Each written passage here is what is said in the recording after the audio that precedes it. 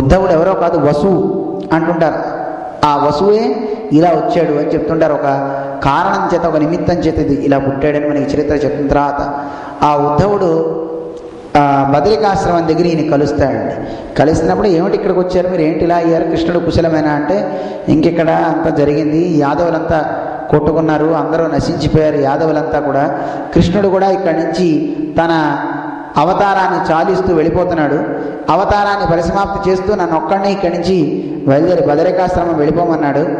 బదరికాశ్రమం వెళ్ళటంలో కూడా ఆంతర్యం ఏంటంటే, శ్రీకృష్ణుని వైభవాన్ని లోకమంతా చాటాలి అని పరమాత్మ ఇతనికి చతుశ్లోకి భాగవతాన్ని ఈయనకు కూడా ఉపదేశం చేసి పంపించాట విదురుణ్ణి. అలా విదురుణ్ణి ఈయనకి ఉద్ధవుణ్ణి పంపించాడు. అలాగా ఇలా నన్ను పంపించాడయ్యా, బదరికాశ్రమం వెళ్ళమన్నాడు.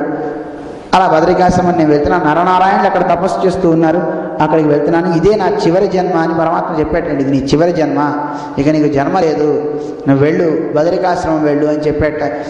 ఇలా చెప్పాడని అక్కడికి వెళ్తున్నాను అని చెప్పినప్పుడు నాకేమైనా పరమాత్మ గురించి చెప్పవా అని అడిగితే, చిన్నప్పటి నుంచి కృష్ణుడు చేసిన లీలలన్నింటినీ ఒకసారి మళ్ళీ స్మరిస్తారు ఈ ఘట్టంలో. అంటే కృష్ణుడు పుట్టిన తర్వాత పూతన రావడం, వాడిని చంపడం, ఈ ఘట్టాలన్నింటినీ వివరిస్తూ కాసేపు కృష్ణ కథ అంతా జరుగుతుంది. అలా కృష్ణ కథ అంతా అయిన తర్వాత మళ్ళీ విదురుడు నాకు చతుస్లోకి భాగవతం గురించి చెప్పవా, నాకు ఒకసారి దాన్ని వివరించవా, కృష్ణుడు చెప్పిన ఆ తత్వాన్ని అంటే, నాయన నువ్వు మైత్రేయుడి దగ్గరికి వెళ్ళానంటే అప్పుడు ఈయన మైత్రేయుడి దగ్గరికి వెళ్తాడు. మైత్రేయుడు కలిసిన తర్వాత ఆ మైత్రేయుడు ఈయనకి మొత్తం తత్వాన్ని మొత్తాన్ని ఉపదేశిస్తాడు చాలా చక్కగా. అలా వాళ్ళిద్దరికీ సంవాదం జరిగే సందర్భంలోనే కొన్ని ఘట్టాన్ని మనకి చెప్తూ ఉంటారు. అసలు ఏమైంది, ఈ సృష్టి అంతా ఎలా జరిగింది అని వాటి గురించి మళ్ళీ వివరించినప్పుడు అప్పుడు ఈయన హిరణ్యాక్షుడి గురించి, అంటే పరమాత్మ వరాహ రూపాన్ని ధరించిన ఘట్టాన్ని చెప్తారు. పరమాత్మ ఒక్కొక్క అవతారాన్ని ధరించడంలో ఆంతర్యం ఒకటేమిటి అంటే, బ్రహ్మ సృజించేట లోకాన్ని మొత్తాన్ని సృజించిన తర్వాత ఆయన దగ్గర స్వయంభువ మనువు అని ఒక మహానుభావుని సృజించాడు. ఆ స్వయంభువ మనువు సృష్టి చేద్దాం అనుకున్నట్టు ఆయన కూడా, అంటే బ్రహ్మదేవుని సృష్టి చేయమని నారాయణుడు చెప్పాడు. బ్రహ్మదేవుని సృష్టి చేద్దాం అనుకున్నాడు. సృష్టి చేద్దాం అనుకున్నప్పుడు స్వయంభువ మనువు మొదలైన వాళ్ళందరినీ పుట్టించాడు. ఆ స్వయంభువ మనువు అన్నట్టు, ఏమయ్యా బ్రహ్మదేవా, నువ్వు లోకంలో సృష్టి చేయమన్నావు కదా, సృష్టి చేద్దాం అనుకుంటే మరి మేము పిల్లల్ని కనాలంటే వాళ్ళంతా ఎక్కడ ఉండాలి? భూమి ఏమో రసాతలంలోకి పోయింది, పాతాళంలోపలికి మునిగిపోయింది, సముద్రంలో ఉంది భూమి అంతా. మరి ఆ భూమి ఉంటే ఏదో ఒక ఆధారం ఉండాలి కదా, ఆ భూమి పైకి రావాలంటే ఎలాగా అనగానే పరమాత్మ గురించి ఒకసారి ధ్యాన నిమగ్నుడు అయ్యాట బ్రహ్మ. వెంటనే ఆయన ముక్కులోంచి నాసికా పుటాలలోంచి ఒక చిన్న రూపంతో ఒక వరాహం బయటకు వచ్చిందిటండి. అది చూస్తుండగానే అది బయటకు వచ్చేసి పెద్ద వికృతమైనటువంటి చాలా పెద్ద రూపాన్ని శ్వేత వరాహం అంటారు. అలా శ్వేత వరాహ రూపాన్ని ధరించి అది పాతాళానికి చొచ్చుకుపోయి పాతాళంలో ఉన్నటువంటి భూమిని తన క్రోడలతో తీసిందిట. ఏమండి, పరమాత్మ భూమిని తీయడానికి ఎందుకని వరాహ రూపాన్ని పెట్టుకోవాలి, ఇంకో రూపం ఎందుకు రాకూడదని మనకు ఒక సందేహం కలగచ్చు. వరాహానికి ఒక గుణం ఉంటుందండి, వాసన గంధవతి పృథివీ అని భూమికి లక్షణం. మనకి తర్కశాస్త్రం చెప్తాను, భూమికి గంధం మంచి వాసన వస్తుందండి భూమికి. ఆ వాసనని పసిగట్టే జంతువు వరాహం అంటండి. అందుకే ఎప్పుడు చూడండి వరాహం ముక్కుతో ఇలా చూస్తూ వెళ్తుంది చూడండి, భూమి మీద వెళ్ళేటప్పుడు గమనించండి, అంటే వాసన చూసి పసిగడుతుంటాడు. అలా వాసనని పసిగట్టి వెళ్ళటం కోసమని అలా వెళ్ళాడని చమత్కారంగా చెప్తూ ఉంటారు. అలా వెళ్ళి తన క్రోడలతో ఆ భూమిని పైకెత్తుతున్నాడు. ఆ సందర్భంలోనే హిరణ్యాక్షుడిని వధించాడు స్వామి అన్నట్టండి. అంటే హిరణ్యాక్షుడిని ఎందుకు వధించాలి, అసలు హిరణ్యాక్షుడు కాదేమిటి, చాలా చమత్కారంగా సాగుతుందండి. జరిగే ఒక వృత్తాంతం చెప్పగానే వాళ్ళు మళ్ళీ ఇంకో ప్రశ్న అడుగుతుంటారు. మనకి ఈ పరీక్ష నరేంద్రుడికే జన్మేజయుడని ఒక పిల్లవాడు పుడతాడు. తర్వాత మహాభారతంలో చెప్తారు అసలు ఆ కథ రావడానికి గల కారణం చెప్తూ. ఆ వచ్చినప్పుడు ఆయనకి మంచి చెప్తా వినవయ్యా అని మైత్రేయుడు వస్తే నాకు టైం లేదు బొమ్మంటాడు జన్మేజయుడు, నాకు సమయం లేదంటాడు. చాలా కోపం వస్తుంది. ఆయన కోపం మంచిది కాదు, ఎందుకంటే సర్పయాగం చేస్తాడు, మా నాన్న చంపింది సర్పాలు కనుక ఆ సర్పాలు లేకుండా చేసేస్తా అంటాడు జన్మేజయుడు. అని యజ్ఞాలు చేసేసి అన్నింటినీ సంహరిస్తూ ఉంటాడు. ఇది తగదు, నువ్వు ఇలా చేయకు అని నీకు తత్వాన్ని చెప్తాను అని చిన్న మాట చెప్తాడు. లోకంలో ఇద్దరు పురుషులు ఉన్నారు, వాళ్ళిద్దరు చాలా దుర్మార్గులు, వాళ్ళ వల్ల లోకమంతా పాడైపోయింది, వాళ్ళ ప్రాణాలే పోగొట్టుకున్నారు. ఒక్కోసారి వాళ్ళకి మనకి చూడండి, ఒక్కోసారి ఒక చెడు జరిగింది అనుకోండి, ఆ చెడుని బట్టైనా మనం మంచిగా మారాలి కదండి. ఆ చెడు జరిగిన తర్వాత కూడా వాడు మంచిగా ఉండటండి. ద్వావిమౌ పురుషౌ మూఢౌ, లోకంలో ఇద్దరు మూఢులు ఉన్నారు అని చెప్పేటండి. ఎవరు వాళ్ళిద్దరు చెప్పండి అన్నట్ట. దుర్యోధన దశాననౌ దుర్యోధనుడు ఒకడు, దశాననుడు, ఆనన అంటే తలకాయ, అంటే 10 ఆ తలలు కలిగినటువంటి వాడు ఒకడు అంటే రావణాసుడు. వీళ్ళిద్దరూ ఇద్దరు మూఢులయ్యా అని చెప్పారట. ఎందుకు మూఢులయ్యారండి? మరి మూఢులు ఎవరా? గోగ్రహం వనభంగంచ దృష్ట్వా యుద్ధం పునః పునః. ఒకడికేమో గోగ్రహణం అయింది, ఉత్తర గోగ్రహణం, ఇంకోటికేమో లంకంతా తగలబడింది, అయినా బుద్ధి రావాలా వద్దా అన్నట్టు. అసలు ఉత్తర గోగ్రహణం ఎందుకైంది? నీకు టైం లేదన్నావు కదా అన్నట్టండి. నేను కాదండి, ఉత్తర గోగ్రహణం మరి అజ్ఞాతవాసం చేసేటప్పుడు మరి పాండవులంతా బయటికి రావాలంటే మరి గోగ్రహణం చేయాలి కదా. అసలు అజ్ఞాతవాసం ఏంటండి? మరి అరణ్యవాసం అయిన తర్వాత అజ్ఞాతవాసమే కదా. అరణ్యవాసం ఎందుకు? మరి పాచికలు ఆడితే ఎవరా? పాచికలు ఎందుకు ఆడారండి? ఏ విషయం అంతా చెప్పుకుంటూ వచ్చేట మహాభారతం మొత్తం చెప్పేటండి. సరే సార్, ఇది బాగుంది. మరి వనభంగంచ, వనాన్ని భంగం చేసిన రావణాసుడికి బుద్ధి రాలేదన్నారే, అసలు వాడి వనం పేరేమిటి? మరి లంక కదా. మరి దాన్ని ఎందుకు ఈ కోతి వచ్చి పాడు చేసింది? మరి సీతమ్మ అక్కడ ఉంటే పాడదా? సీతమ్మ అక్కడికి ఎందుకు వచ్చింది? ఆవిడెవరు? మరి రాముడి భార్యని ఎత్తుకొస్తే మరి హనుమంతుడికి కోపం రాదా? రాముడి భార్యని తీసుకొస్తే హనుమంతుడికి ఎందుకు కోపం రాదు? మరి రామదూత కదా ఆయన. అంటే అసలు రామదూత ఈయన ఎందుకు అయ్యాడు? అసలు ఆయన్ని ఈవిడిని ఎందుకు ఎత్తుకుపోయాడు రావణాసుడు? ఇలా మొత్తం చరిత్ర అంతా బయటకు వచ్చింటాడు. ఇక్కడ కూడా చిన్న ప్రశ్న రావడం, ఆ ప్రశ్న మీద ప్రశ్న, దాని మీద ఒక్కదా, దాని మీద ఒక్కదా, దాని మీద చూడండి ఎంత వినే వాళ్ళకి ఒక ఆతృతని చక్కగా అందిస్తూ వాళ్ళ ద్వారా ఇంకా తెలుసుకునేలా చేసే ఒక అద్భుతమైనటువంటి ఒక సరళి ఆయన చెప్తూ, మరి వరాహస్వామి వచ్చి భూమిని ఉద్ధరించాడు. ఆ సందర్భంలో హిరణ్యాక్షుడు వచ్చాడు, చంపేశాడు వాడిని అని. అసలు హిరణ్యాక్షుడు అక్కడికి ఎందుకు వచ్చాడు అని మరి ఆ వాణి కథ చెప్తున్నారు. పూర్వం విష్ణులోకానికి మనకి సనత్ కుమారులంతా వెళ్ళారు. వాళ్ళ 5 ఏళ్ల పిల్లలు, ఎప్పుడు వస్త్రాలు ఉండవు. వాళ్ళంతా అలా వెళ్తుంటే 6వ ఆవరణం దాటి 7వ ఆవరణం దగ్గరికి వెళ్ళారట. తలుపు దాటితే విష్ణు లోకం లోపలికి వెళ్ళిపోవచ్చు. కానీ అలా వెళ్ళేటప్పుడు లోపలికి వెళ్లకుండా అడ్డు పెట్టారు. కోపం వచ్చింది మహర్షులకి. వాళ్ళు అయితే నిజానికి మహర్షులు చాలా గొప్పవాళ్లే. ఇది భగవత్ సంకల్పం చేత వాళ్ళకు కూడా కోపం వచ్చి శాపం పెట్టారట. మీరు పాషండులై ఈ లోకంలో విష్ణువు ద్వేషులైపోండి అని తిట్టి రాక్షస అసుర జన్మల్లో పుట్టడని శాపం పెట్టారటండి. అలా శాపం పెట్టగానే విష్ణు అక్కడికి వచ్చి లక్ష్మితో సహా మీకు భక్తులకి కనుక ఎవడైనా కష్టం కలిగిస్తే వాడు ఇలాంటివి పొందవలసిందే అని చెప్పేటండి పరమాత్మ. వాళ్ళిద్దరిని ఆజ్ఞాపించి 3 జన్మలు మీరు ఎత్తండి పోండి, తర్వాత నా దగ్గరికి వద్దురు కానీ అని చెప్పి పంపించాడు. వాళ్ళే మనకి హిరణ్యాక్ష, హిరణ్యకశిపులు, రావణ కుంభకర్ణులు, అలాగే దంతవక్త్రుడు, మనకి కథ చెప్తూ ఉంటారు మనకి నరకుడు, దంతవక్త్రుడు, శిశుపాలుడు, వీళ్ళనమాట. అలా రూపాలన్నీ పొందారు అని వాళ్ళే. వాళ్ళలో హిరణ్యాక్షుడు అంటే బంగారం మీద కన్ను కలిగిన వాడు. అంటే బంగారం అంటే భూమిలో ఉన్నటువంటి బంగారాన్ని మొత్తాన్ని వాడు లాగేద్దామని చూసేటువంటి వాడు. ఎప్పుడైతే భూమిలో సారం పోయిందో భూమి పాతాళంలోకి పోతుందండి. అప్పుడు ఒక హిరణ్యాక్షుడు. ఇప్పుడు ప్రపంచం అంతా హిరణ్యాక్షులేనండి. భూమిలో ఉన్న ఆయిల్స్ తీసేస్తున్నారు, భూమిలో ఉన్న బొగ్గులు తీసేస్తున్నారు, భూమిలో ఉన్న ఖనిజాలన్నీ తీసేస్తున్నారు. అన్నీ తీసేస్తే భూమి రేపొద్దున అనుకోకుండా పాతాళంలోకి వెళ్ళిపోతుందండి. వెళ్ళిపోతా భూమి అలా ఉండడానికి చూడండి ఏం ఆధారం పెట్టాడో తెలియదు పరమాత్మ. చాలా విచిత్రంగా ఉంటుంది. అలా వరాహ రూపంతో బ్రహ్మ దగ్గర నుంచి వచ్చినటువంటి ఆ స్వామి రసాతలంలో ఉన్న భూమిని పైకి తీసుకొస్తున్నట్టండి. అదే సమయంలో ఈ హిరణ్యాక్షుడు అందరితో యుద్ధానికి వెళ్తున్నాడు. నా అంత గొప్ప బలం కలిగిన వాడు లేడు పొమ్మని. అలా వెళ్ళేవాడిని సంహరించాడు. వాడి కథ చెప్తున్నట్టు. అసలు ఈ హిరణ్యాక్షుడు ఎలా పుట్టాడు, వీడెవడు, ఎవరికి పుట్టారు అంటే దాన్ని కూడా వివరిస్తున్నారు. కశ్యప ప్రజాపతికి వీళ్ళు పుట్టారు. దితి అనేటువంటి ఒక ఆవిడ ఉంది. ఆవిడ ఒకసారి అనుకోకుండా సంధ్యా సమయంలో ఈవిడికి కామం కలిగింది, భర్తతో అనునయించాలి, తనతో ఆనందంగా ఉండాలి అని. మరి అలాంటి సంధ్యా సమయంలో రుద్రుడు తిరుగుతూ ఉంటాడండి. అందుకని ఆ సమయంలో భార్యాభర్తలు ఒకటి అవ్వకూడదు. ఆ సమయంలో ఈవిడ కామించింది. ఇది తప్పు, నిషిద్ధం అని చెప్పినా ఊరుకోలేదు కనుక సరే అని ఆవిడతో ఆనందాన్ని అనుభవించాడు. కానీ ఆయన శాపం పెట్టినట్టే, దీనికి తగిన పాపాలను అనుభవిస్తావు. అందుకే అలాంటి సమయంలో, కూడని సమయంలో ఒకటిగా ఉంటే పుట్టే పిల్లలు ఆసురత్వం కలిగిన వాళ్ళు అవుతారట, రాక్షసులు అవుతారు. అప్పుడప్పుడు అంటుంటారు అమ్మలు, అబ్బా రాక్షసులు అండి మా పిల్లవాడు అంటారు. పూర్వంలో రాక్షసులు కొమ్ములు ఉండేవండి, ఇప్పుడు మన వాళ్ళకి కొమ్ములు ఎక్కర్లేదు. వాడు చేసే పనులను బట్టే తెలిసిపోతుంది వాడు ఎలాంటి వాడు. అందువల్ల ఇలాగా శాపం పెట్టడం జరిగింది. అప్పుడు ఈవిడ ప్రార్థన చేస్తుంది, అలా అయితే ఎలాంటి తప్పండి, మనకి పుట్టే పిల్లలు లోకకంటకులు అయితే ఎలాగా అని. సరే ఏం భయపడకు, వాడికి పుట్టే పిల్లవాడు ఒక విష్ణు భక్తుడు పుడతాడు చాలే అని. విష్ణు భక్తుడు పుడితే ఏమిటండి, అయ్యో నీకు తెలీదా, ఒక విష్ణు భక్తుడు ఒక వంశంలో కనుక ఉంటే వాడి వంశం మొత్తం తరిస్తుంది. ఆ స్ఫోటయంతి పితరః పునరుత్యంతి పితామహ అని శాస్త్రం చెప్తుంది. ఆ విషయం చెప్తాడు.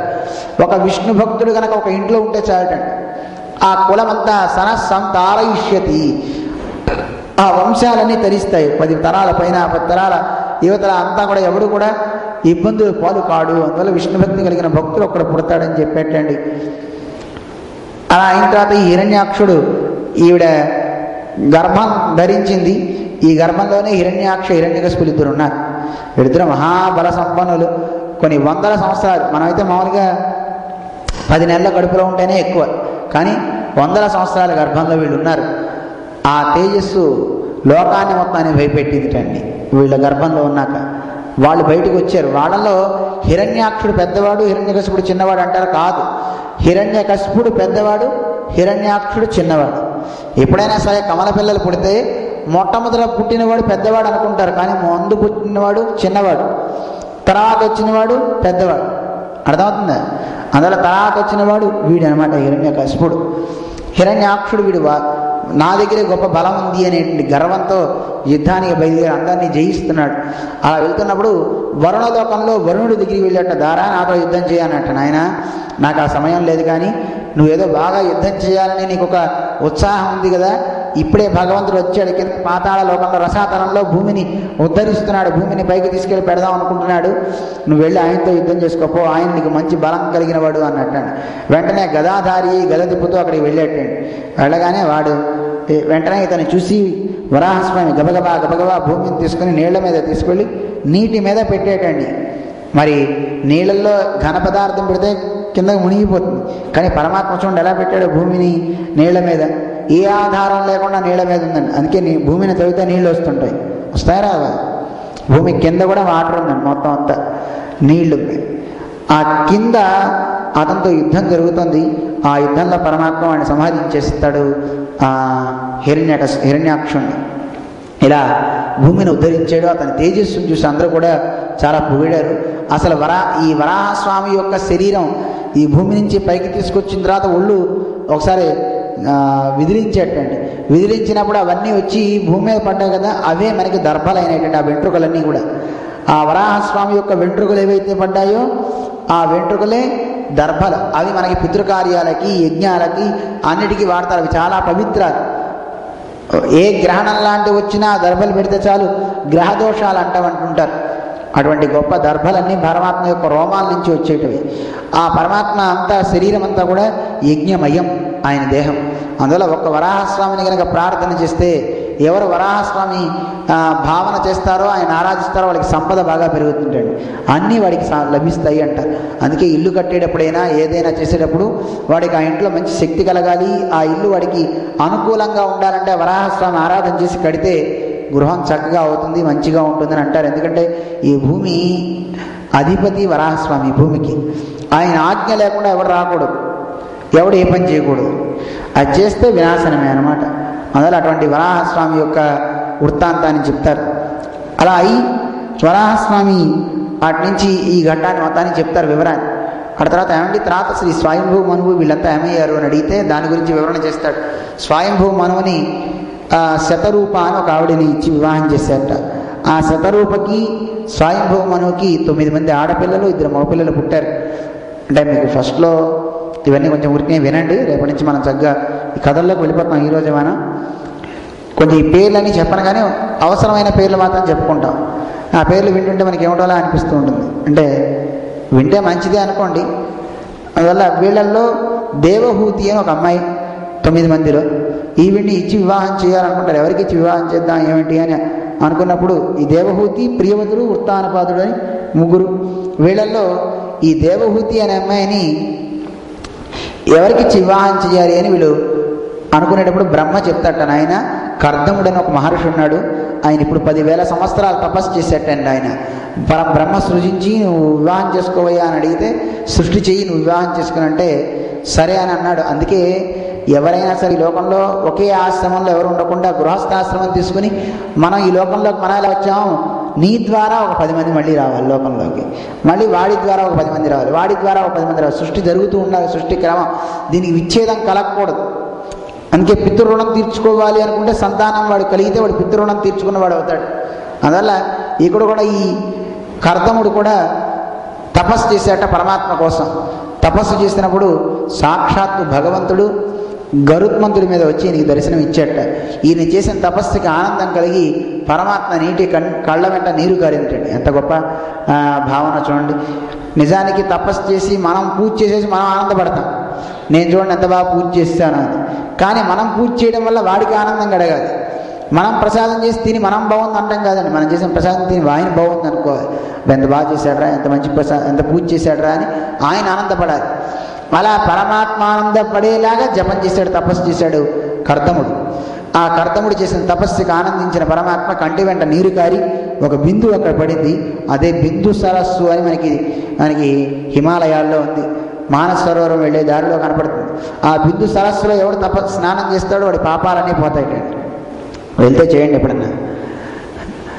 అందువల్ల ఆ బిందు సరస్సు దగ్గర పరమాత్మ ప్రత్యక్షమైన ఆయన మరి ఏం కావాలి అని అడిగితే ఏమంటే మరి నన్ను సృజించమన్నాడు బ్రహ్మ, మరి అందరినీ నేను వివాహం చేసుకోవాలంటే నాకు తగిన భార్య ఎవరు మీరు నిర్దేశించండి, నేనేం చేయాలి, నా కర్తవ్యం ఏమిటి అని అడిగితే అప్పుడు చెప్పేట పరమాత్మ నాయన స్వాయంభువ మనువు యొక్క కుమార్తె నీకు ఆవిడ ఉంది దేవహూతి అని, ఆవిడ నీకు తగిన ఆవిడ, నువ్వు ఆవిడ చక్కగా వివాహం చేసుకో అని చెప్పి పరమాత్మ వెళ్ళిపోతాడు. ఇలా వెళ్ళాడో లేదా పరమాత్మ స్వయంభూ మనువు కరెక్ట్గా అప్పుడే తన భార్యని కుమార్తెని తీసుకుని అక్కడికి వస్తాడు ఆశ్రమానికి. వచ్చి సరే అక్కడ సంవాదం జరుగుతుంది అనుకోండి, ఈయన వివాహం చేసుకుంటాడు. అయితే వివాహం చేసుకున్నప్పుడు ఒక షరతు పెడతాడు, నేను నీతో సంతానం కలిగేంత వరకు మాత్రమే నీతో కలిసి ఉంటా, సంతానం కలిగిన తర్వాత నేను వెళ్ళిపోతాను, ఇందుకు ఇష్టమైతేనే వివాహం చేసుకుంటా అన్నట్టండి. అంటే పూర్వంలాగా కాదండి, ఈ పెళ్ళైన తర్వాత కూడా ఇంకా కలిసి ఉండడం ఇంకా ఏదో కాదు, సంతానం అయిన తర్వాత నేను మళ్ళీ తపస్సు చేసుకోవడానికి వెళ్ళిపోతా అన్నాడు. సరే అంది ఆవిడ. అయితే ఇద్దరు కలిసి ఉన్నారు, జీవనం సాగిస్తున్నారు. అయితే ఈవిడ కూడా జడలు ధరించి ఆయనకి ఎన్నో వేల సంవత్సరాలు తపస్సు చేసి ఆయనకి సపర్యలు చేస్తాను. ఇన్ని సంవత్సరాలు అయిన తర్వాత ఆవిడకి ఒక మనసులో భావన కలిగింది, అయ్యో మనకి సంతానం ఉంటే బాగుండని భర్తని అడిగిందట, మనకి సంతానం ఉంటే బాగుంటుంది కదా అని. అన్నప్పుడు వెంటనే ఆయన ఒక సరస్సును సృజించాడు. ఆ సరస్సులో ఆవిడ వెళ్ళి స్నానం చేసి రమ్మన్నాడు. మలిన వస్త్రాలతో ఉన్నటువంటి ఈవిడ వెళ్ళి స్నానం ఒకసారి మునగ్గానే అందమైనటువంటి స్వరూపం వచ్చింది. ఒక అద్భుతమైన యంత్రాన్ని సృజించేట, ఒక మంచి భవనాన్ని. ఆ భవనం ఎప్పుడు తిరుగుతూనే ఉంటుందంటే ఆకాశంలో ఒక గ్రహం తిరిగినట్టుగా. ఆ గృహంలో ఈవిడ స్నానం చేయగానే కొన్ని వందల మంది అప్సరసలు వచ్చి ఆవిడకి వచ్చి అంగరాగాలు రాసి చక్కగా తలంటి పోసి అందంగా తయారు చేశారు. ఈవిడ అద్భుతమైనటువంటి రూపవతిలాగా తయారైంది ఈ దేవహూతి అనమాట. అలా అయినటువంటి దేవహూతితో ఈయన విహరించాడు, చాలా సంవత్సరాలు విహరించాడు. అటువంటి సంవత్సరాలన్నీ కూడా ఒక ముహూర్తం సమయంలో అయిపోయినాయండి. అలా అంతకాలం కూడా తిరిగి తిరిగి తిరిగి తిరిగి ఆనందాన్ని అనుభవించి, ఆ భవనం ఎలాంటి భవనం అంటే ఇప్పుడు న్యూజెర్సీలో ఈ భవనం నిర్మాణం చేసామనుకోండి, ఆ భవనం కాసేపు ఇండియా వెళ్తుంటా, కాసేపు ఇంకో చోటకి వెళ్తుంటా, అన్ని చోట్లకి తిరుగుతూ ఉంటుందండి. తిరిగే భవనాన్ని సృజించేట, యంత్రం లాంటి భవనాన్ని.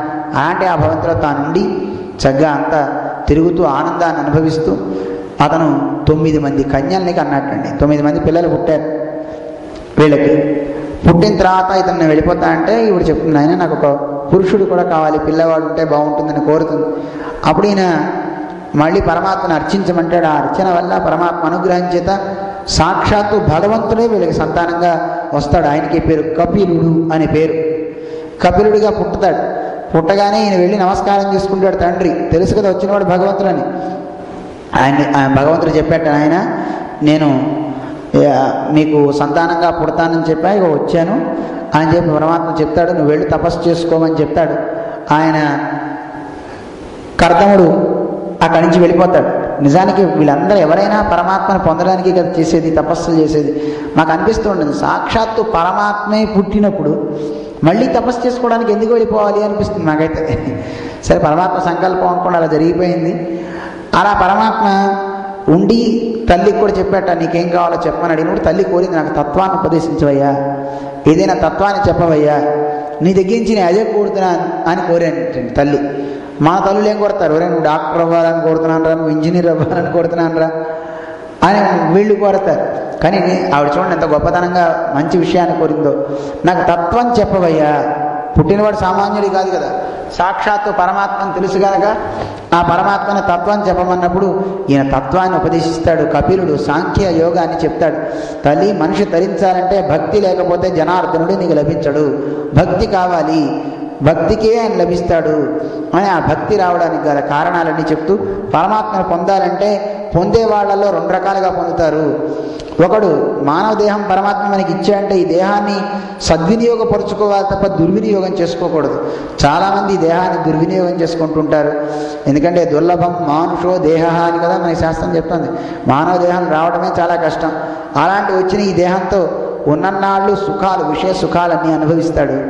అనుభవించి చివరిలో ఒకవేళ పరమాత్మని స్మరించాలి అనుకున్నప్పుడు ఆ స్మరించడానికి వీలు లేక వీడికి రోగాలన్నీ పట్టుకుంటాయి. మనకి కులశేఖరాలు వాళ్ళు చెప్పినట్టుగా పరమాత్మని చింతించాలి అన్నప్పుడు వీడికి కఫం అడ్డుపడిపోతుంటండి. కంఠావరోధన విధౌ స్మరణం కుతస్తే, నీకు మళ్ళీ అలా వచ్చే కంఠంలో ఈ గద్గదం అయిపోతూ లోపల ఈ కఫము ఇవన్నీ వచ్చేస్తే నువ్వు నామాన్ని ఎలా చెప్పగలుగుతావు? ఆ సమయంలో చెప్పాలనుకున్నా చెప్పలేవు అన్నట్లుగా వీడికి వల్ల కాదు. ఇలా ఉన్ననాళ్ళు ధారావృత్తే తనయ సహజ గ్రాహ సంఘ కులేచ అన్నట్టుగా భార్య పిల్లలనే మొసళ్ళు ఈ సంసారం ఒక సముద్రంగా మన ఆళ్వాళ్ళు చెప్తారు. అలాగా కపిలుడు కూడా చెప్తాడు, ఈ సంసారం అనే దాంట్లో పడి ఎంతసేపు పిల్లలు భార్య ఈ వ్యవహారంలో మనిషి మునిగిపోతాడు. అంటే మునగద్దని కాదు, కానీ అవి చేస్తూ భగవంతుని యొక్క కార్యాన్ని చేసుకోమని చెప్తున్నాడు ఆయన కపిలుడు. ఇలా చేసుకోకుండా మనిషి వాళ్ళని పోషించడం కోసం ఎన్నో పనులు చేస్తాడు. ఏమండి, పోషించాలంటే డబ్బు కావాలి కదా. ఆ డబ్బు సంపాదించడానికి మనిషి వెళ్ళేటటువంటి దారులు, వాడు తొక్కని దారులు అంటూ ఉండేవాడి అన్ని చెడ్డ మార్గాల్లో ప్రవేశిస్తాడు. దొంగతనాలకు అలవాటు పడతాడు, దోపిడీలకు అలవాటు పడతాడు, అబద్ధాలు ఆడతాడు. అన్ని రకాలుగా మనిషి సంపాదన రతుడై చెయ్యని పాపం అంటూ ఉండదు. ఇలాంటి పాపి పొందేటటువంటి లోకాలు ఏమిటో తెలుసునా అని తల్లికి వివరిస్తాడు. ఆ లోకాల గురించి నరక వర్ణన చేస్తారు. ఎన్ని నరకాలు ఉంటాయో నరకాల యొక్క వర్ణన అంతా చాలా అందంగా చెప్తాడు. శరీరాన్ని వదిలిన తర్వాత యమభటులు వచ్చి వాడిని కొన్ని వేల యోజనాలు లాక్కుపోతారటండి మెడలో కట్టి. అక్కడెక్కడ నీరు దొరకదట. దాహం దాహం అని ఎండుకుపోతుందట వీడి నాలిక. ఎంత ఎండుకుపోతున్నా నీరు ఇచ్చేవారు ఉండట. నేను రాలేకపోతున్నా అంటే, నడిచే ఎద్దు కనుక నడవనంటే ఎలా అయితే మనం కర్రతో కొట్టి మరీ నడిపిస్తామో అలా వాళ్ళు కొడుతూ గుద్దుతూ తలకాయ మీద గదలతో మోదుతూ నడిపిస్తారటండి. అవన్నీ ఒక ముహూర్త కాలంలో కొన్ని యోజనాల దూరం నడుస్తాం. ఆ నడిచినప్పుడు మనకి ఆ బాధ అంతా ఉంటుంది. సూక్ష్మదేహంతో మరి తీసుకుపోతుంటారు. ఆ బాధనంతా అనుభవిస్తుంటారట అలాంటి వాళ్ళు. మనం కాదు, అలాంటి వాళ్ళు, తప్పు చేసిన వాళ్ళు, పాప పనులు చేసిన వాళ్ళు, ఇలాంటి వాళ్ళంతా కూడా అలాంటి లోకాలలో అనేక రకాలైన శిక్షలన్నీ ఆ నరకాలలో ఉండేటి వర్ణన చేస్తారు. నూనెల్లో వేయిస్తుంటారు వాళ్ళని.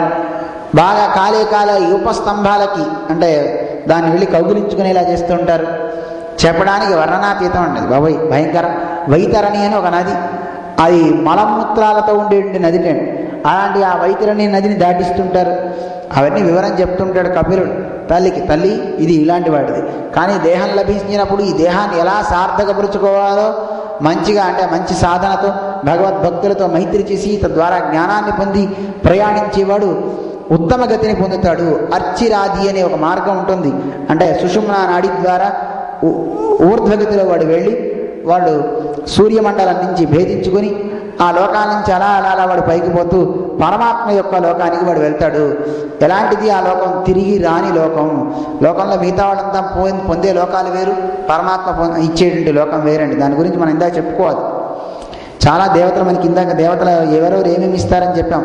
కానీ ఆ దేవతలు ఇచ్చే ఫలాలు, ఆ దేవతలు ఉండే లోకాలు కూడా క్షణికాలే. భగవద్గీతలో స్వామి చెప్తాడు, ఆ బ్రహ్మభువనాల్లోకా పునరావృత్తినోర్జున. బ్రహ్మ మొదలుకొని అంటే ఈ కింద నుంచి పై లోకాలు, బ్రహ్మలోకం వరకు ఉన్నటువంటి లోకాలన్నీ కూడా రేపొద్దున మునిగిపోయేవే, అన్నీ పోయేవే. మళ్ళీ అక్కడ వాళ్ళంతా మళ్ళీ రావాల్సిందే, నా దగ్గరికి మళ్ళీ వాళ్ళు పుట్టాల్సిందే, అక్కడికి వెళ్ళిన వాళ్ళైనా సరే. కానీ మాముపేత్యతు కౌంతేయ, నన్ను ఎవడైతే పొందుతాడో ఆ పొందిన వాడికి మళ్ళీ పునర్జన్మ నవిద్యతే, మళ్ళీ జన్మ రాదు, వాడికి శాశ్వతమైనటువంటి ఫలం లభిస్తుంది అని మనకి కృష్ణుడు చెప్పినట్టుగా మనకి వింటూ ఉంటాం భగవద్గీతలో. అందువల్ల పరమాత్మ దగ్గరికి వచ్చేటువంటి స్థానం మళ్ళీ కిందకి రావుంటండి, మళ్ళీ వెనక్కి రావుంటండి, శాశ్వతమైనటువంటి స్థానం. అలాంటి దాన్ని అక్కడికి పొందుతారు అని ఉత్తమ జీవనాన్ని సాగించేవాడి సరళని చెప్తాడు తల్లికి. అదే కాదు, జీవుడికి ముఖ్యంగా కావాల్సింది జ్ఞానం. జ్ఞానం లేకపోతే ఆ జీవుడు చేసే ప్రతి కర్మ వాడికి బంధకమే. మనం కర్మలు చేస్తుంటాం కదా, బోల్డ్ కార్యాలు చేస్తుంటాం కర్మలు. ఏ కర్మ చేసినా ఆ కర్మ మనకి బంధం కాకూడదు. అది మన్ను చుట్టుకోకూడదు. అలా చుట్టుకోకుండా చేసే కర్మ చేయాలంటే దానికి కావాల్సిన జ్ఞానం కావాలి.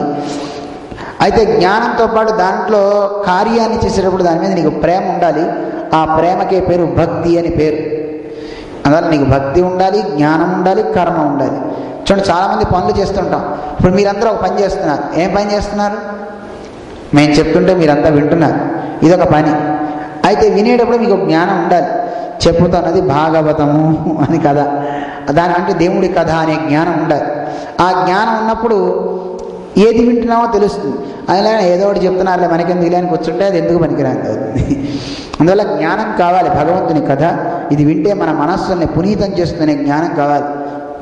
జ్ఞానం ఉన్నవాడు ఏం చేస్తాడు? జ్ఞానం ఉంది కనుక భగవత్ కథని నేను 2 చెవులతో వినాలి, నిద్రపోకూడదు అనే జ్ఞానం మీకు కావాలి.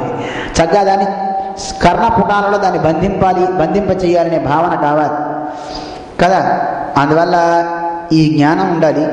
జ్ఞానంతో పాటు ప్రేమ కూడా ఉండాలి. ప్రేమతో వినాలి కదండి. ఈ 3 భక్తి, జ్ఞానము, కర్మ జ్ఞాన భక్తులు ఈ 3 ఉండాలి. జ్ఞానం లేకపోతే అసలు ఏది కాదు అని జ్ఞానం గురించి కర్దముడు ఉపదేశిస్తాడు. అది మన కపిలుడు తల్లికి దేవహూతికి చెప్తాడు, తల్లి జ్ఞానం కావాలి, భక్తి కావాలి. ఎందుకంటే జ్ఞానం ఉందనుకోండి, కర్మ చేసినప్పుడు చూడండి ఎంత అద్భుతమైన భావన. దేవుడికి మనం పూజ చేస్తాం కదా, పూజ చేసేటప్పుడు జ్ఞానం ఉన్నందుకు నువ్వేం భావించాలి?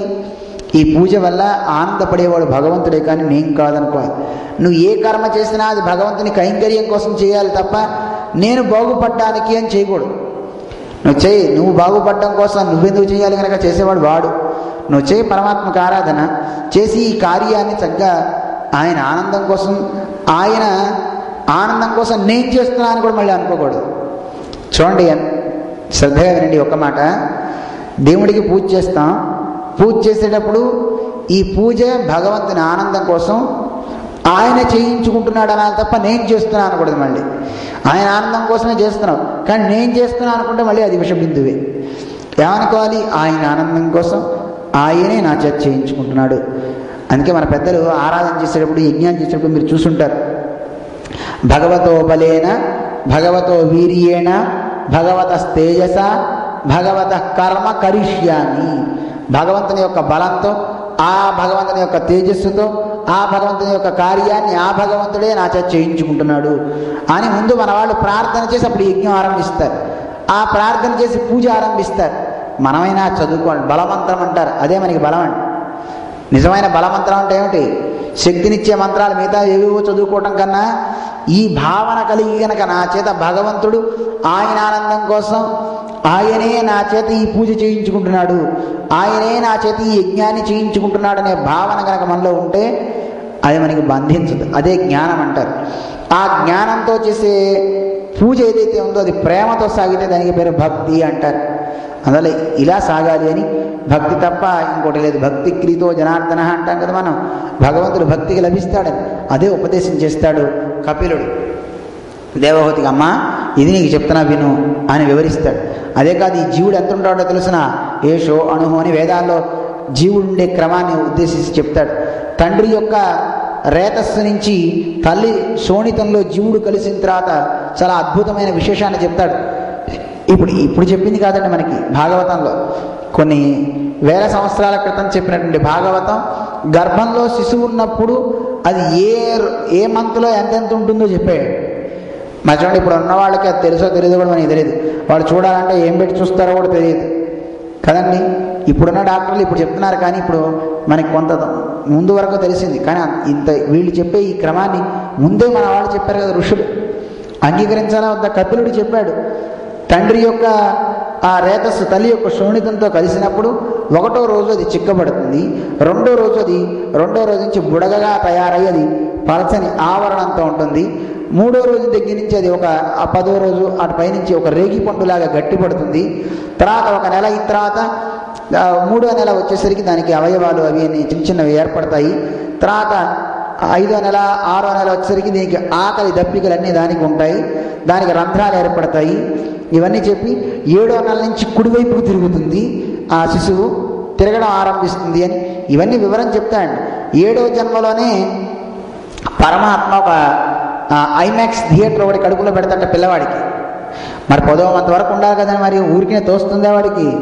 మన ఇంట్లో చూడండి, బయట సినిమా హాళ్ళు ఉన్నా మళ్ళీ మన ఇంట్లో ప్రత్యేకంగా ఓ సినిమా హాల్ పెట్టుకుంటాం, కానీ ఒక చిన్న థియేటర్ పెట్టుకుని అందులో సినిమాలు చూస్తూ ఉంటాం కదా. అలా మనం జీవుడు గర్భంలో ఉన్నప్పుడు మనం చూడడానికి కొన్ని సినిమాలు పెడతాటండి. మనం చూసేవి ఎవడో సినిమాలు చూస్తాం ఇప్పుడైతే, కానీ ఆ తల్లి గర్భంలో ఉన్నప్పుడు చూపించే పిక్చర్స్ ఏమిటో తెలుసండి, మన చరిత్ర చూపిస్తాటండి. అంటే ఒక జ్ఞానాన్ని ఇస్తాడు. ఎన్ని జన్మలు నువ్వు ఎత్తావో అవన్నిటిని ఒకసారి స్ఫురింపజేస్తూ ఉంటాటండి. ఒకసారి వీడి జీవుడికి అలా వెనక్కి ఇలా రౌండ్ తిరుగుతూ ఉంటుందండి.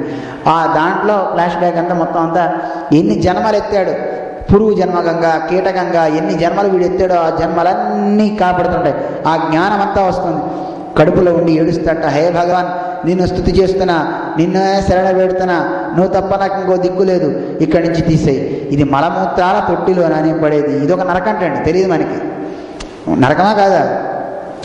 చూడండి, మలమూత్రాలన్నీ బయటికి వచ్చాక చిన్నపిల్లవాడికి ఏం తెలియదని మనం అనుకుంటాం, కానీ గర్భంలో ఉన్నప్పుడు పెద్ద వయసులో మనం ఉన్నప్పుడు మలమూత్రాలను చూసి ఎలా అసహ్యించుకుంటామో అలాంటి ఏవగింపు అంతా వాడికి ఉంటుందండి. అందుకే బయటికి తిరుగుతూ లోపల 9వ మాసం 10వ మాసం రాగానే తలకిందులు అయిపోతాడండి. వాడు తట్టుకోలేక ఎలా అయినా సరే బయటికి రావాలని తన్నుకొని బయటికి వస్తాడు. ఇది భాగవతం మనకి చెప్పింది. కపిలుడు చెప్తాడు తల్లికి, ఇలా శిశువు ఇలా బయటకు వస్తాడు అనే క్రమాన్ని చెప్పాడు. ఎంత అద్భుతం అండి! ముందు తలైనా వచ్చేది కాదా? కపిలుడు చెప్పాడు మనకి మాట. ఎప్పుడు చెప్పింది పురాణం? ఎప్పుడో చెప్పింది. ఈ భూమి ఎంత ఉంటుందో చెప్పింది, ఈ అండాలు బ్రహ్మాండాలు ఎంత ఉంటాయో చెప్పారు. వీళ్ళంతా చూడని జీవుడు గురించి కూడా చెప్పారు కదండి, వేదం చెప్తుంది కదా. ఎంత చెప్పింది మనకి వేదం? అణుహు, నీవు ఏ దేంతో చూచినా కనపడనంత ఉందయ్యా. బాలాగ్ర శతభాగస్య శతధా కల్పితస్య చ జీవో భాగస్య విజ్ఞేయ అంటూ మనకి శాస్త్రం చెప్తుంది. ఒక వెంట్రుక యొక్క కొన భాగాన్ని అంటే చివరి భాగాన్ని 100 పీసెస్ చేస్తే అందులో ఒక భాగాన్ని మళ్ళీ 100 పీసెస్ చేస్తే ఒక భాగం అంత ఉంటాం. మనం అంతుండే మనం అంత దేహంలో ఉంటాం. ఇలా దేహంలో ఉన్నప్పుడు వాడికి ఒక జ్ఞానం ఉంటుంది, ధర్మభూత జ్ఞానం అని. ఆ ధర్మభూత జ్ఞానం వల్ల అంతా ఆవరిస్తాడట. ఎలా ఆవరిస్తాడండి? మీరంతా గదిలో ఒక లైట్ వేసి ఒక మూల లైట్ పెట్టి దీపం వేస్తే ఆ దీపపు కాంతి రూమ్ అంతా ఇవ్వట్లేదండి, వస్తువులన్నిటినీ చూపించట్లేదు. అక్కడ టీవీ ఉంది, ఇక్కడ కంప్యూటర్ ఉంది, ఇక్కడ మైక్ ఉంది, అక్కడ ఆయన ఉన్నాడు, ఈయన ఉన్నాడు, అన్నీ తెలుస్తున్నాయా లేదా? అలాగే ఈ జీవుడికి ఉండే జ్ఞానం ధర్మభూతమని, ఆ జ్ఞానం శరీరం అంతా వర్తిస్తుంది. శరీరమే కాదు, అవసరమైతే వాడు అన్నిట్లోకి వ్యాప్తి చేయగలుగుతాడండి. అలా వ్యాప్తి చేయగలిగితే ఎదుటి మనిషి ఏమనుకుంటున్నాడో కూడా క్యాచ్ చేస్తాడండి వాడు. అంటే ప్రతి దాంట్లోకి వాడి ధర్మభూత జ్ఞానం వెళ్ళిపోతుంది. ఒక చెట్టు ఏమనుకుంటుంది, ఒక చీమ ఏమనుకుంటుంది, ఒక దోమ ఏమనుకుంటుంది, ప్రతి దాన్ని వాడు తెలుసుకోగలుగుతాడు. వాడు ధర్మభూత జ్ఞానాన్ని విస్తరింపచేస్తే, ఆ విస్తరింపజేయడం మనకి తెలియదు. ఉన్న శరీరంలోనే సరిగ్గా ప్రవర్తింపజేసుకోవడం చేత కాదు మనకి కదా. ఒక్కోసారి ఆ ధర్మభూత జ్ఞానం పనిచేయకపోతే చేయి పడిపోతుంది వాడికి. ఈ చేయి లేవచ్చు చూడండి, పక్షవాతం అనుకుంటాను చూడండి, కాలు నడవదు, మూతి వంకరైపోతుంది. అంటే ధర్మభూత జ్ఞానం ఆ వైపు వెళ్ళక, అది ప్రసరించగా ఆ జ్ఞానం వాడి కంట్రోల్ తప్పుతాయి అవయవాలు. లేని వీడు ఇన్స్ట్రక్షన్ ఇస్తున్న ఆ బుద్ధి ఇచ్చేటటువంటి దాన్ని మనస్సు తీసుకుని ఇంద్రియానికి పంపేది వెళ్ళదండి.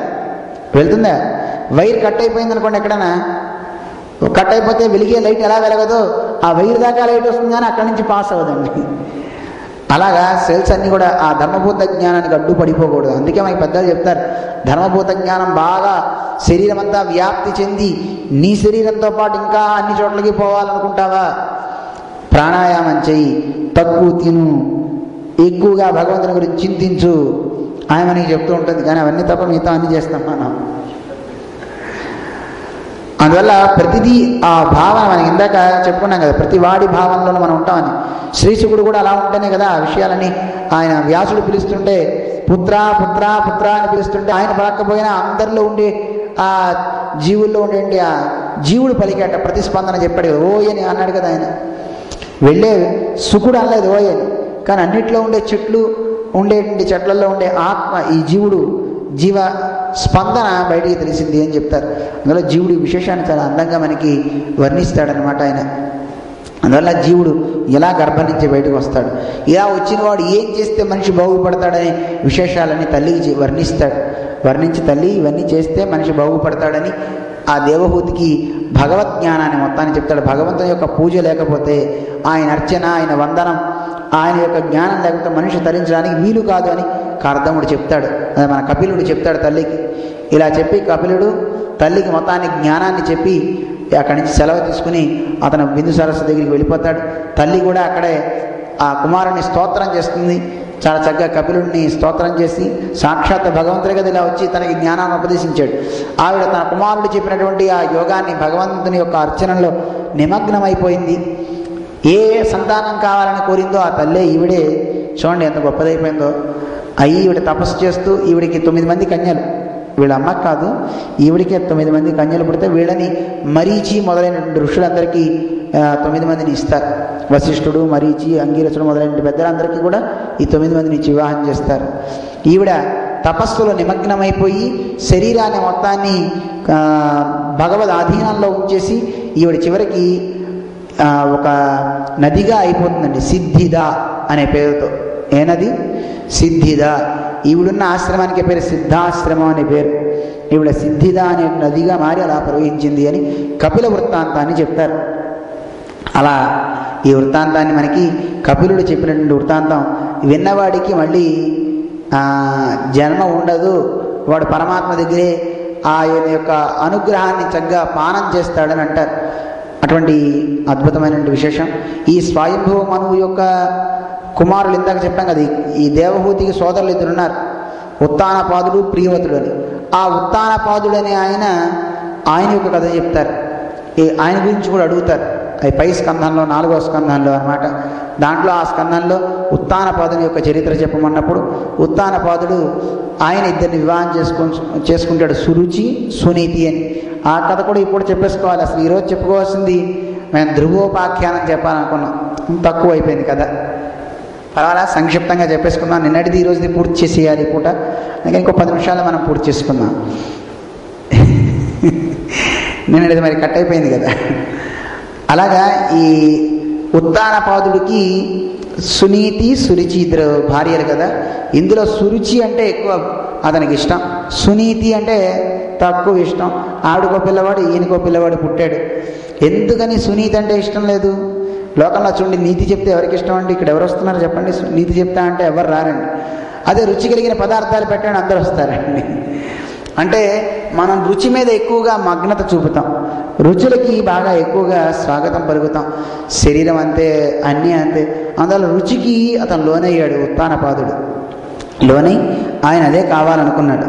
అందువల్ల ఇందులో వీళ్ళిద్దరికీ సంతానం కలిగారు. సునీతికి ధ్రువుడు పుట్టాడు, సురుచికి ఉత్తముడు అని పిల్లవాడు పుట్టాడు. అయితే ఆ ఉత్తముడు సురుచి అంటే బాగా ఇష్టం అని చెప్పాం కదా, అందుకని ఆయన పిల్లవాడిని అంకం మీద కూర్చోబెట్టుకుని ఎక్కువ ఆడిస్తూ ఉండేవాడు. పాపం ధ్రువుడు ఒకసారి వచ్చి నేను కూడా తండ్రి యొక్క అంకం మీదకి వెళ్తానని అంటే నువ్వు వెళ్ళటానికి వీల్లేదు అని చెప్పి ఆవిడ అక్కడి నుంచి ఈ సురుచి తోసేస్తుంది ఆ పిల్లవాడిని. తోసేసి ఇదిగో నువ్వు గనక నాన్నగారి యొక్క అంకం ఎక్కాలంటే నా కడుపున పుట్టాలరా, ఎందుకు నీ అమ్మ కడుపున పుట్టావు నీకు అందువల్ల నీకు ఇది దురదృష్టం. నువ్వు కూడా చక్కగా అధోక్షుడిని వెళ్ళి ప్రార్థన చెయ్యి, ఆ భగవంతునికి వెళ్ళి ప్రార్థన చేసి తండ్రి నేను కూడా మా పినతల్లికి పుట్టాలని కోరుకో, అలా పుడితే అప్పుడు నువ్వు అంకం ఎక్కచ్చు అని చెప్పిందండి. కొంతమంది ఒక్కోసారి తిడుతూ ఏదో అపకారం చేస్తారనుకుంటాం, కానీ అది పెద్ద ఉపకారం అండి. ఎంత ఉపకారం అండి! ఆవిడ అపకారం చేసిన ఒక నీతి చెప్పింది ఆవిడ. అయితే ఈ పిల్లవాడు వెళ్ళి తల్లితో ఏం చెప్పడు, పాపం ఏడుస్తూ ఉంటాడు. పాపం ఎందుకు ఏడుస్తున్నాడో తెలియక తల్లి ఏమైందిరా అని అడిగితే అక్కడ ఉండే చెలికత్తలు మిగతా వాళ్ళంతా దాసి జనం చెప్తారు, ఇగో జరిగింది ఇది, మీ పిల్లవాడిని ఇలా తోసేసింది, భగవంతుడి గురించి తపస్సు చేయమని అనగానే పాపం తల్లి కూడా ఏడ్చి, ఆ తల్లి సునీతి కదండి, పిల్లవాడికి కూడా నీతి బోధించింది. నాయన మీ పినతల్లి క్రోధంలో చెప్పిన మంచి మాట చెప్పిందిరా, నిజంగా అందరికంటే గొప్పవాడు భగవంతుడు కనుక ఆయన వెళ్ళి ప్రార్థన చేయి, ఆవిడ చెప్పినట్టే వెళ్ళి తపస్సు చేయి, ఎందుకంటే ఆయన్ని ఆశ్రయించుకుంటే అన్నిటికంటే గొప్పది అని 5 ఏళ్ల పిల్లవాడిని చెప్పింది, ఉపదేశించింది. ఆ పిల్లవాడు వదిలేసి వెళ్ళిపోతాడు, అరణ్యాలకి వెళ్తాడు. ఒక మనిషి మంచిగా బాగుపడాలి అనుకుంటే ఎన్ని అడ్డంకులు వస్తాయో చూడండి. ఆఖరికి బ్రహ్మగారి యొక్క మానసపుత్రుడైనటువంటి నారదుడు కూడా ఈ పిల్లవాడిని వద్దని చెప్తాడు.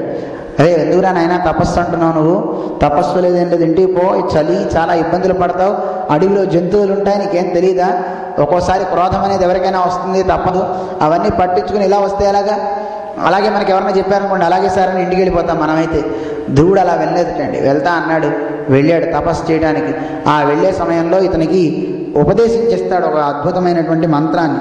నాయన నీకు జపశ్చ పరమో గుహ్య, రహస్యం వేరు, గుహ్యం వేరు. అలాంటి చాలా గుహ్యం అంటే చాలా చాలా చాలా రహస్యం, ఎవరికి చెప్పడానికి వీలు లేనటువంటి ఒక గుహ్యం, దాచతగిన దాన్ని నీకు చెప్తున్నాను. శ్రూయతామే నృపాత్మజ, దీన్ని నువ్వు విను.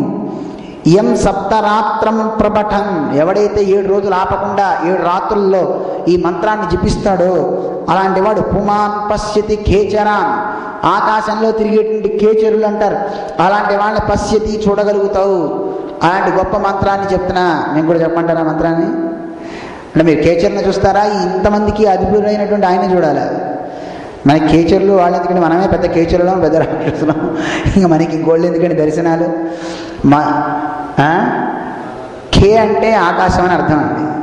ఆకాశంలో చరించేవాళ్ళు. మనందరం తిరగట్ల ఆకాశంలో తిరుగుతున్నావా లేదా? దేంట్లో తిరుగుతున్నాం? అందులో కేచర్లు మనకి ఈజీగా కనపడుతున్నారు. అయితే కేచరులు ఇంకోన్నారు, ఈ వాహనాల మీద కాకుండా తిరిగేవాళ్ళు, వాళ్ళు కూడా కనపడతారు. అంటే వీళ్ళు కనపడతారంటే దేవుడు ఎందుకు కనపడండి? అంటే ఈ మంత్రాన్ని పఠిస్తే కనపడని వాళ్ళు కనపడుతున్నారంటే వాళ్ళందరినీ నియమించిన భగవంతుడు కూడా కనపడతాడు. అలాంటి దాన్ని నువ్వు చక్కగా జపం చెయ్యి, నీకు ఉపదేశిస్తానని చెప్పేటండి ఆయన.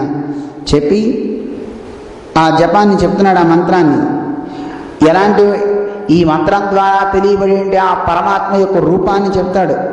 ప్రసాదాభిముఖం శశ్వత్ ప్రసన్న వదనే క్షణం, చాలా ప్రసన్నమైనటువంటి వదన కలిగిన వాడయ్యా భగవంతుడు.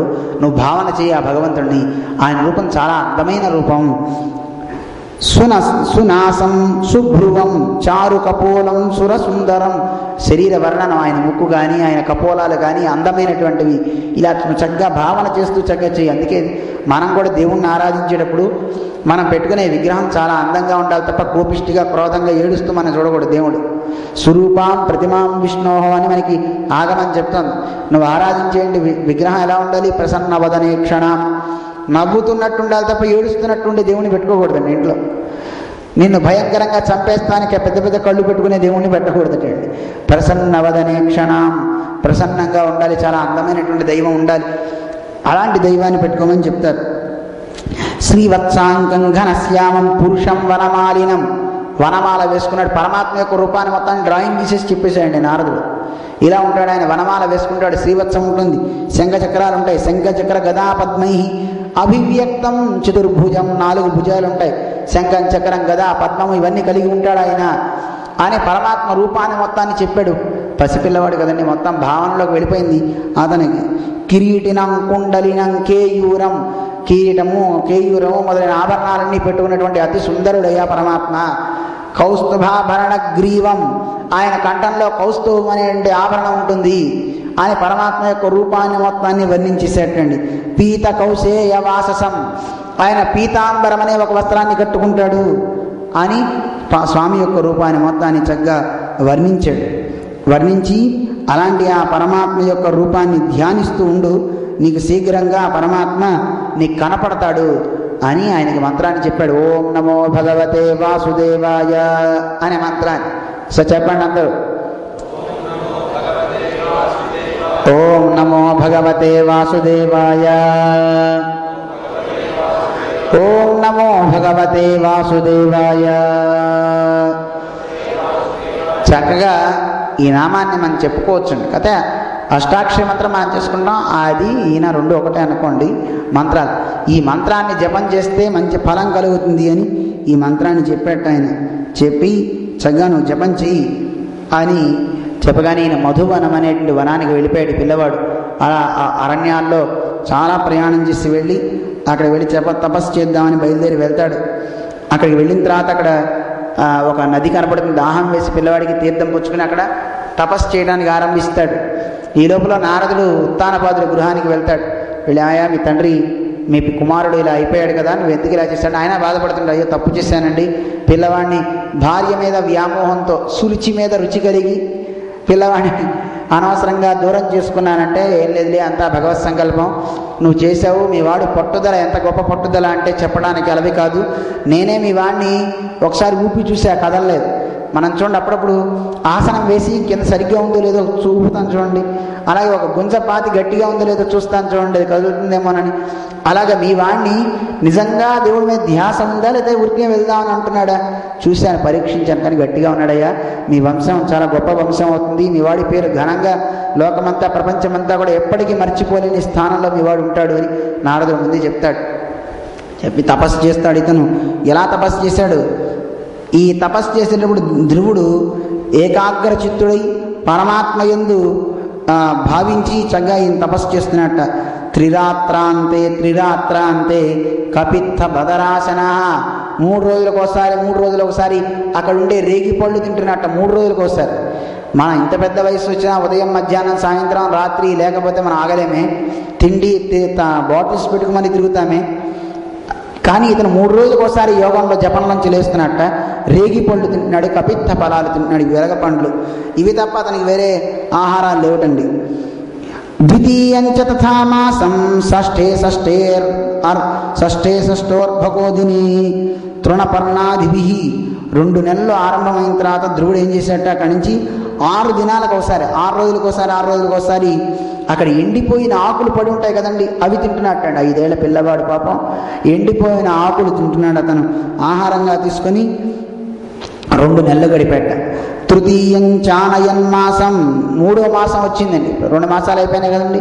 ఈ 3వ మాసంలో నవమే అని 9 రోజులకు ఒకసారి తీసుకుంటున్నట్ట. ఏం తీసుకుంటున్నాడు అంటే అభక్ష ఉత్తమ శ్లోకం ఉపాధావత్ సమాధినా. ఇతను ఈ 9 రోజులకు ఒకసారి ఉంటూ తీర్థం మాత్రమే తీసుకుంటున్నట్టండి, నీళ్లు 9 రోజులకు ఒకసారి నీళ్లు తాగుతున్నట్టండి, అంతే అలా ఉన్నాడు. చతుర్థమపి వై మాసం ద్వాదశే అని 4వ మాసంకి వచ్చాక 12 రోజులకు ఒకసారి వాయుభక్షో జితశ్వాసో. బాబోయ్, 12 రోజులకు ఒకసారి గాలి పీల్చుకున్నట్టండి, గాలి ఆహారంగా తీసుకున్నట్ట. అంటే 12 రోజుల వరకు గాలిని లేకుండా కుంభించి ఉండడం ఎంత కష్టం అండి. మనం ఒక నిమిషం ముక్కు ఎవడైనా మూసేస్తే చాలా కష్టం అండి. పంతులు గారు ముక్కు పట్టుకోవయ్యా అని ప్రాణాయామం చేయమంటే ఆయన ముక్కు పట్టుకుంటారు, ఎందుకంటే వాడి ముక్కు పట్టుకుంటే గాలి ఆడదండి. ఎంత కష్టం అండి. కానీ ఇతను చూడండి, ప్రాణాన్ని నిలబెట్టి గాలిని నిలబెట్టి 12 రోజులకు ఒకసారి గాలి పీల్చుకొని వాయుభక్షో జితశ్వాసో ధ్యాయన్ దేవమధారయత్, దేవుణ్ణి అలా ఆరాధిస్తున్నట్ట.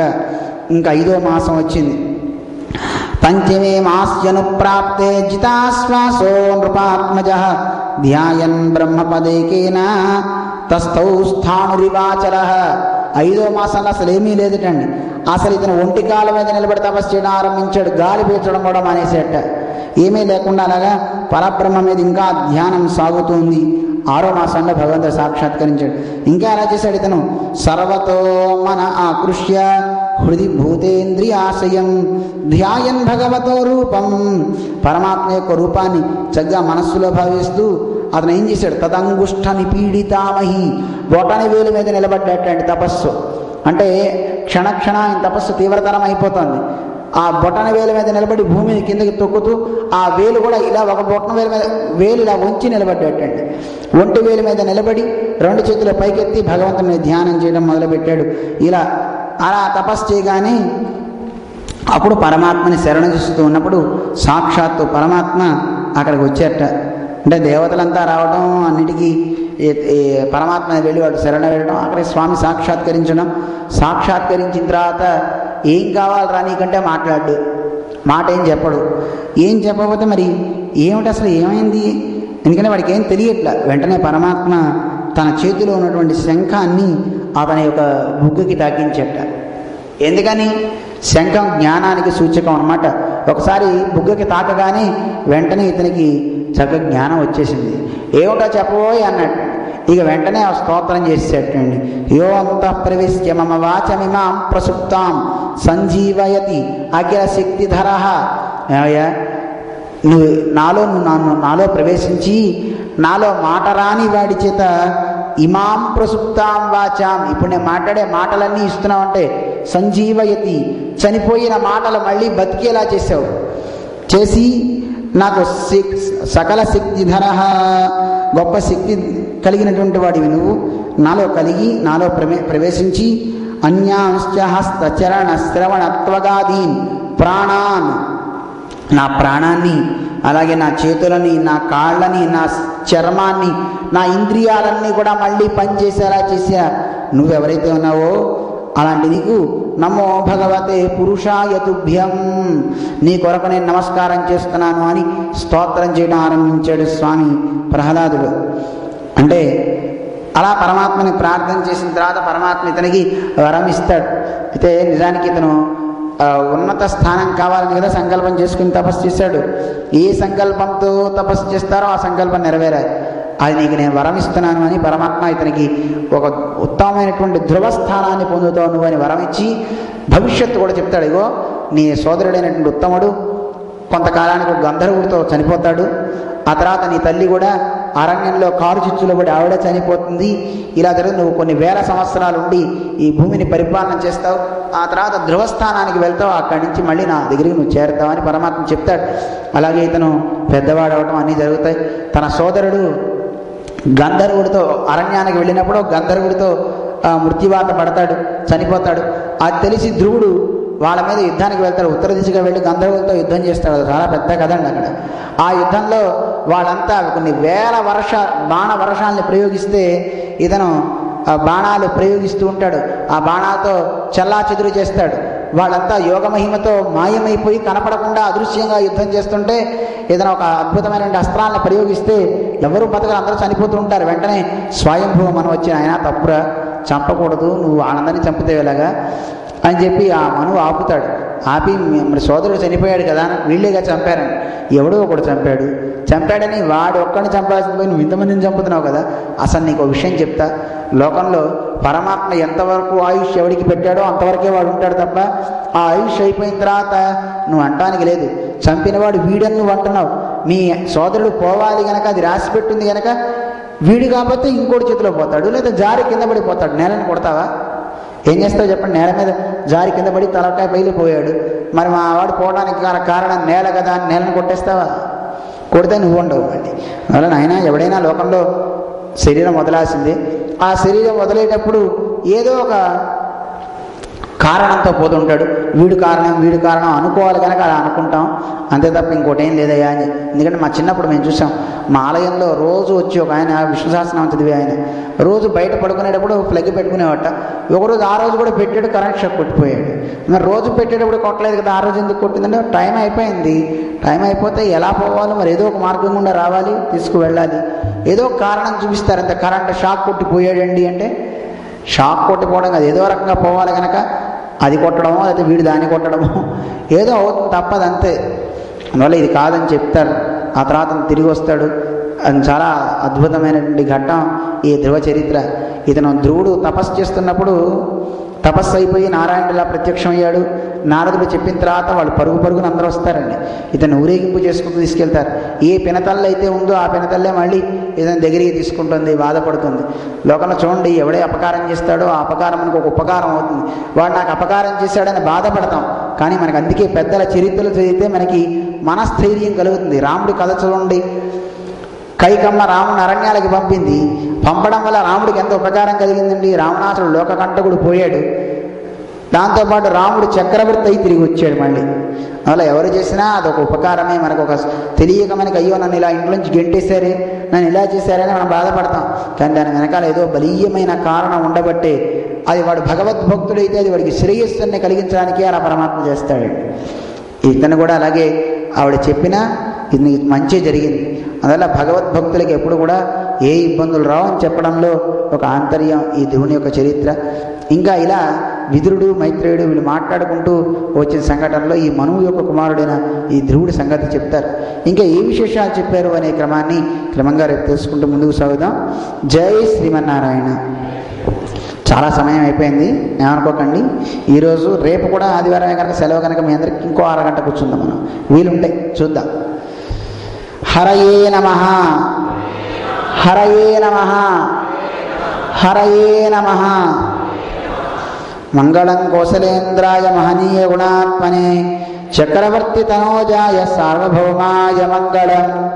నీలాచల నివాసాయ నిత్యాయ పరమాత్మనే సుభద్రా ప్రాణనాథాయ శ్రీజగన్నాథాయ మంగళం. स्वोच्छिष्टमालिका बन्धगन्धबन्धरजिष्णवे विष्णुचित्ततनूजायै गोदायै नित्यमङ्गलम् मङ्गलाशासनपरैः मदाचार्यपुरोगमैः सर्वैश्च पूर्वैराचार्यैः